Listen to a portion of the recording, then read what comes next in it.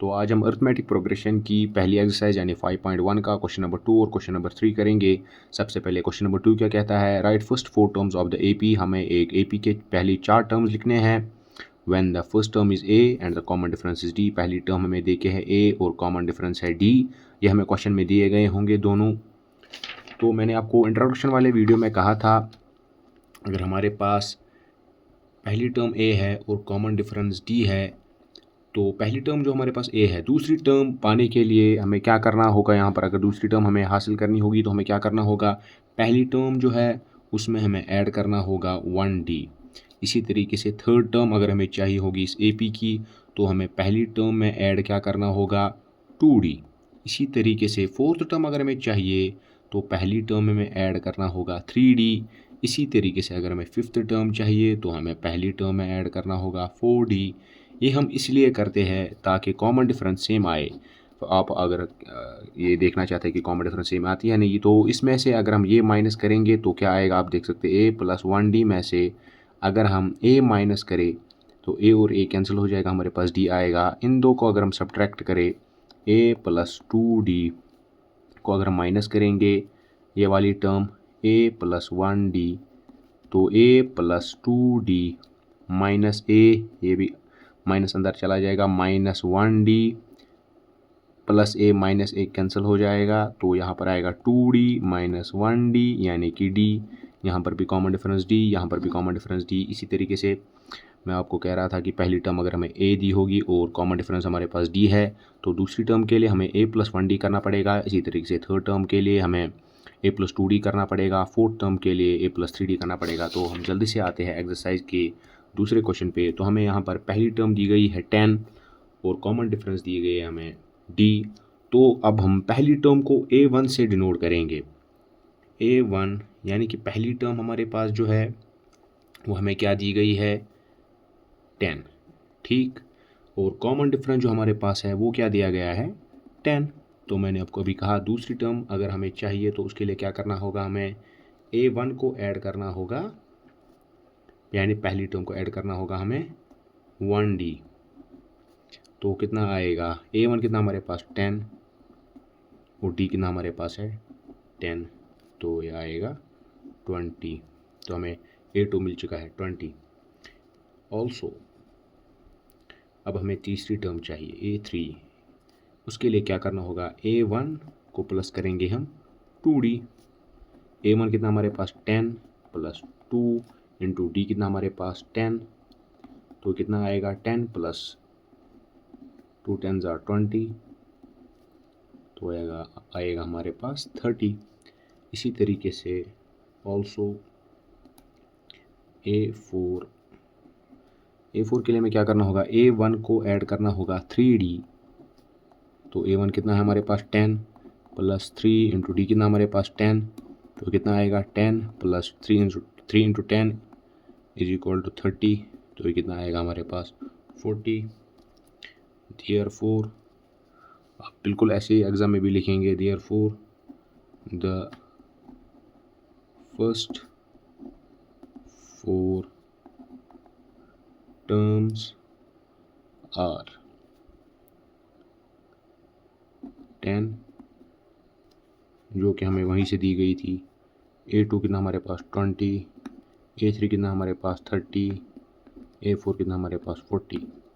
चलिए अब दूसरा पार्ट करते हैं हम इसी एक्सरसाइज का, इसी क्वेश्चन का, सॉरी। तो पहली टर्म हमें दी गई है a1, हमें वहीं से गिवन है वो है -2 और d कितना हमारे पास 0। इस क्वेश्चन को आप ध्यान से देखिएगा। अगर हमें a2 चाहिए, देयरफॉर या आप ऐसे ही लिखेंगे a2 के लिए क्या करना होगा, हमें a1 को प्लस करना होगा हमें 1d, ठीक। यहाँ पर आप देख सकते हैं a1 जो है वो -2 है, -2 + 1, d क्या हमारे पास d 0 है। इस क्वेश्चन को आप ध्यान से देखिएगा, तो यहाँ पर आएगा 0, यहाँ पर -2 वापस ही आएगा, यानी कि a1 भी -2 है, a2 भी हमारे पास -2 आ गया।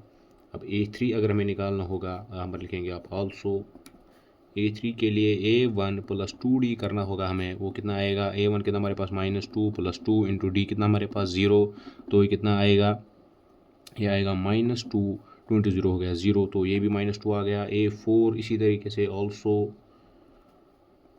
A1 प्लस 3D, A1 कितना हमारे पास -2 प्लस 3 इंटू D कितना हमारे पास, D हमारे पास है 0, -2 आएगा ये फिर से, यानी कि A1 भी हमारे पास -2, A2 भी हमारे पास -2, A3 भी -2, A4 भी -2।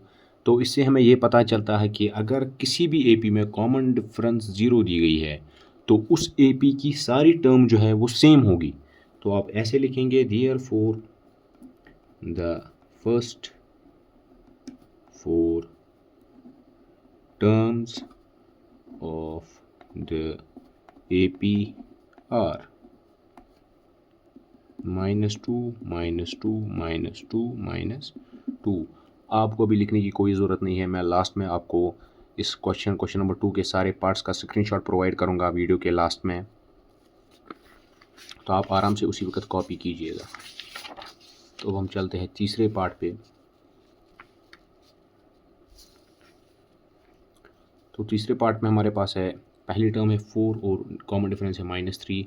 तो A1 हमारे पास है, यानी कि पहली टर्म जो है वो हमारे पास है 4 और कॉमन डिफरेंस जो हमारे पास है -3। तो दूसरी टर्म के लिए A2 is equal to A1 plus 1D, वो कितना आएगा हमारे पास, A1 हमारे पास है 4 प्लस 1 इंटू D कितना हमारे पास -3, तो 4 प्लस -3 इंटू 1 आएगा -3, तो आप ऐसे लिख सकते हैं 4 -3 वो आएगा 1। ठीक, इसी तरीके से अगर अब हमें तीसरी टर्म निकालनी होगी, यहाँ पर लिखेंगे आप also A3 is equal to A1 plus 2D is equal to, A1 हमारे पास है 4 प्लस 2 इंटू D हमारे पास है -3 is equal to 4 plus 2 into -3 is equal to -6, तो 4 6 कितना आएगा -2।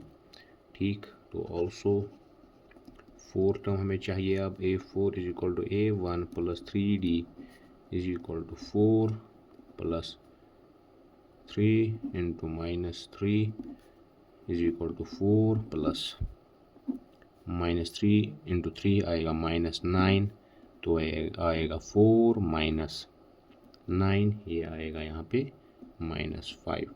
तो पहली टर्म हमारे पास आ चुकी है जो वही से दी गई थी 4, दूसरी टर्म हमारे पास 1, तीसरी टर्म -2 और चौथी टर्म -5। तो आप ये ध्यान रखिएगा, अगर D हमें नेगेटिव दिया गया होगा तो AP जो है वो डिक्रीजिंग बनती है, यानी कि उसकी वैल्यू कम होती जाती है, यानी कि पहले 4 थी अब 1 थी, उसके बाद दूसरी टर्म, उसके बाद -2, उसके बाद -5, इसी तरीके से इसके बाद एक और टर्म आएगी -8, उसी के बाद -11, उसके बाद -14, ऐसे ही बढ़ती जाएगी, यानी कि नेगेटिव में वैल्यू बढ़ती जाएगी। यानी कि अब अगर हमें ऐसे कहना होगा, यानी कि हम कहेंगे जो AP है उसकी वैल्यू घटती जा रही है क्योंकि नेगेटिव में वैल्यू बढ़ रही है। तो आप इसको आप ऐसे लिखेंगे, देयरफॉर द फर्स्ट 4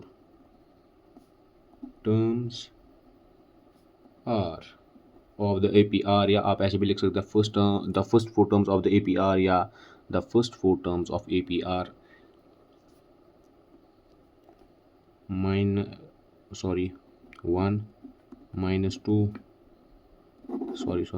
पहली टर्म हमारे पास है 4, दूसरी टर्म है 1, तीसरी टर्म हमारे पास -2 और फोर्थ टर्म हमारे पास -5।